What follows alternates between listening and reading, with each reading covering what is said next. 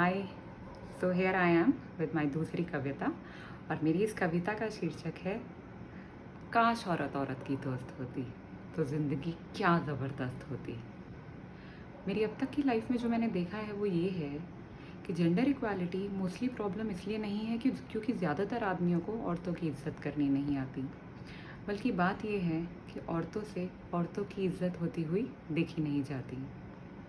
कभी किसी आदमी को ये कहते हुए सुना है कि मुझे तो बेटा ही चाहिए।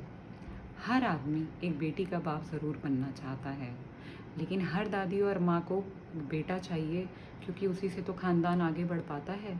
बस वहीं से हो जाती है शुरुआत, और सिर्फ बेटी होने से नहीं बन पाती है बात। बेटी, जिसे हमारे यहाँ लक्ष्मी का रूप कहते हैं, उसे आप ही पराया धन कहते हो, और शादी के बाद उसे ना इधर का ना उधर का रहने देते हो। काश काश हर माँ अपनी बेटी से कहती, तुम पराया धन नहीं हो, एक बात गांठ बांध लेना, तुम हमेशा वही रहोगी जो तुम्हारा मन हो। लेकिन मम्मियाँ तो यही समझाती हैं ना कि शादी के बाद कोई नहीं सुनेगा तुम्हारी मनमानी।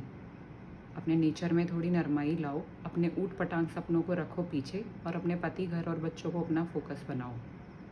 फिर शुरू हो जाता है शादी का कार्यक्रम। रंग साफ, देखने में सुंदर, हाइट कम से कम 5'5", फुल टाइम डिग्री, जॉब और सर्वगुण संपन्न होनी चाहिए। वो क्या है ना, हमारा बेटा बहुत लायक है, उसके बराबर तो मिल नहीं सकती, पर इतनी क्वालिफिकेशन तो होनी ही चाहिए। काश काश हर लड़की की माँ भी लड़के से पूछती, बेटा क्या आप खाना बनाना, घर संभालना जानते हैं? वो क्या है ना, हमारी बेटी ज़रा करियर ओरिएंटेड है और हम उसे डोमिनेटिंग नहीं मानते हैं। लेकिन शादी के बाद औरत ही औरत के स्वाभिमान को ठेस पहुंचाती है। पहले दिन से ही क्या क्या कमियां हैं तुम में बतलाने में बिल्कुल नहीं कतराती हैं।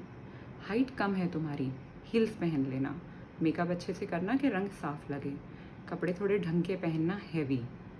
शादी के बाद डिग्री और जॉब तुम्हारी पहचान नहीं है, हमें भी तो रिश्तेदारों को दिखाना है। भले ही तुम बेटे की पसंद हो, पर होगा वही जो लगता हमें सही है।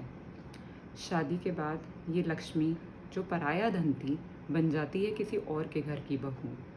लेकिन हमारे यहाँ बहू को बहू नहीं, बेटी बना के लाते हैं। लेकिन अगर वो हमारी बेटी की तरह सुबह देर तक सोए तो बिल्कुल नहीं सह पाते हैं। काश काश हर सास भी अपनी बहू से कहती कि बेटा अब नहीं हो तुम किसी के घर का पराया धन, तुम्हारे पति को हमने वो सब कुछ सिखाया है जो तुमसे एक्सपेक्टेड है, इसलिए तुम बिल्कुल वैसे रहना जैसे हो तुम्हारा मन।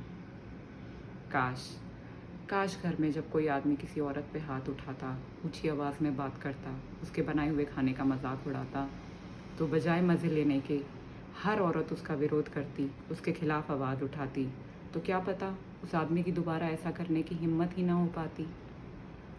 ऑफिसेज में इंटरव्यू लेते देते वक्त ये क्वेश्चन बहुत कॉमन होते हैं।